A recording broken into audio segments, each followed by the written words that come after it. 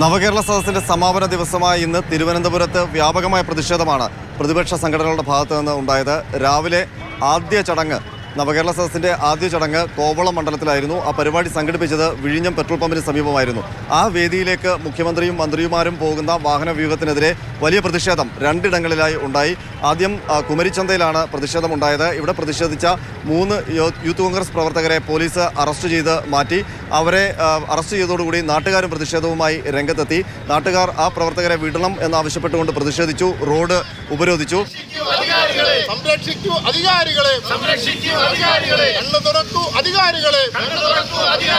അതിനുശേഷം വിഴിഞ്ഞം cinema theatre ജംഗ്ഷനിൽ അവിടെ പ്രതിഷേധിക്കാനെത്തിയ ഏതാണ്ട് 15ഓളം യൂത്ത് കോൺഗ്രസ് പ്രവർത്തകർ, വനിതകൾ അടക്കമുള്ളവരെ പോലീസ് അറസ്റ്റ് ചെയ്തു മാറ്റി. അവരെ പോലീസ് സ്റ്റേഷനിലേക്ക്, കോവളം പോലീസ് സ്റ്റേഷനിലേക്ക് കൊണ്ടുവന്നപ്പോൾ പോലീസ് സ്റ്റേഷനിൽ കുത്തിയിരുന്ന് അവർ പ്രതിഷേധിക്കുകയും ചെയ്തു. ഇതിന് പിന്നാലെയാണ് തിരുവനന്തപുരം നഗരത്തിൽ വലിയ പ്രതിഷേധം അലയടിച്ചത്. അത് ആദ്യം KPCCയുടെ നേതൃത്വത്തിൽ, KPCC പ്രസിഡന്റ് K. സുധാകരന്റെ നേതൃത്വത്തിൽ, പ്രതിപക്ഷ നേതാവ് VD സതീശന്റെ നേതൃത്വത്തിൽ കോൺഗ്രസ് നടത്തിയ DGP ഓഫീസ് മാർച്ചാണ്.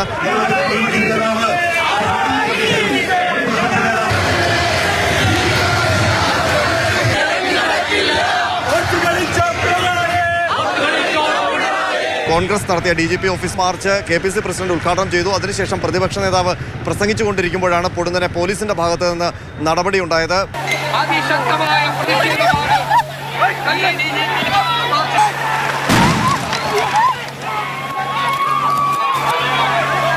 പ്രവർത്തകർ പോലീസിനെതിരെ കല്ലെറിഞ്ഞു.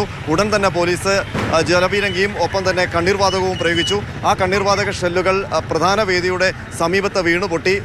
മുതിർന്ന നേതാക്കൾ, പ്രത്യേകിച്ച് KPCC പ്രസിഡന്റ് അടക്കം ഉള്ളവർക്ക് ദേഹാസ്വാസ്ഥ്യമുണ്ടായി. അവരെല്ലാം പെട്ടെന്ന് തന്നെ ആശുപത്രിയിലേക്ക് മാറ്റുകയും ചെയ്തു. പിന്നീട് ഏതാണ്ട് മണിക്കൂറുകളോളം അവിടെ സംഘർഷാവസ്ഥ നിലനിന്നു. പോലീസും പ്രവർത്തകരും തമ്മിൽ പല സ്ഥലങ്ങളിലും ഏറ്റുമുട്ടി. ഇതിന് പിന്നാലെയാണ് സെക്രട്ടേറിയറ്റിന് മുന്നിൽ യുവമോർച്ച പ്രവർത്തകർ പ്രതിഷേധവുമായി എത്തിയത്. പക്ഷേ അവിടെ പോലീസ് സംയമനം പാലിച്ചു.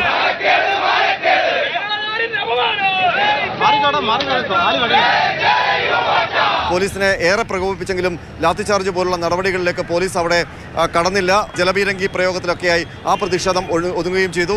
അതിനിടയിൽ വൈകുന്നേരം നിയമമണ്ഡലത്തിൻ്റെ ചടങ്ങ് പൂജപ്പുരയിലായിരുന്നു. അത് കഴിഞ്ഞ് കഴക്കൂട്ടത്തേക്ക് പോകുമ്പോഴാണ് യുവമോർച്ചയുടെ പ്രതിഷേധമുണ്ടായത്.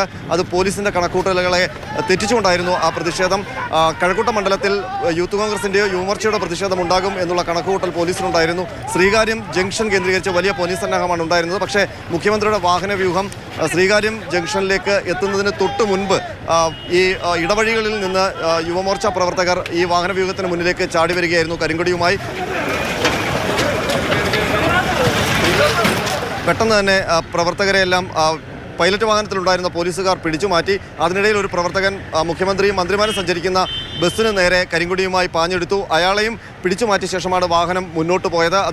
അതിനുശേഷം പോലീസ് പ്രവർത്തകർക്ക് നേരെ ലാത്തിചാർജ് നടത്തി. ഏതാണ്ട് 10ഓളം യുവമോർച്ച പ്രവർത്തകർ ഇപ്പോൾ ശ്രീകാര്യം പോലീസിൻ്റെ കസ്റ്റഡിയിലായിട്ടുണ്ട്. അതിനുശേഷം ഈ കഴക്കൂട്ടം മണ്ഡലത്തിൽ നിന്ന് മുഖ്യമന്ത്രിയും മന്ത്രിമാരും മടങ്ങിപ്പോകുമ്പോൾ ഇതുവരെ അതിനുശേഷം പ്രതിഷേധം ഉണ്ടായില്ല. ഏതായാലും വ്യാപകമായ പ്രതിഷേധം ഇന്ന് സമാപന ദിവസം തിരുവനന്തപുരത്ത് പ്രതിപക്ഷ സംഘടനയുടെ ഭാഗത്തു നിന്ന് ഉണ്ടായി. പക്ഷേ ഒരു സ്ഥലത്തും, ഈ പ്രതിപക്ഷ സംഘടനകൾ പ്രതിഷേധമുയർത്തിയ ഒരു സ്ഥലത്തും നമ്മൾ മുൻ ദിവസങ്ങളിൽ കണ്ടതുപോലെയുള്ള രക്ഷാപ്രവർത്തനം DYFIയുടെ ഭാഗത്തു നിന്നോ CPMൻ്റെ ഭാഗത്തു നിന്നോ ഉണ്ടായില്ല. അത്തരം സ്ക്വാഡുകൾ ഇന്ന് പലയിടത്തും മുഖ്യമന്ത്രിയുടെ വാഹന വ്യൂഹത്തെ അനുഗമിച്ചതില്ല എന്നുള്ളതും ശ്രദ്ധേയമാണ്. അതുകൊണ്ട് പരസ്പരമുള്ള സംഘർഷം ഇന്ന് ഉണ്ടായില്ല. ആര്യ.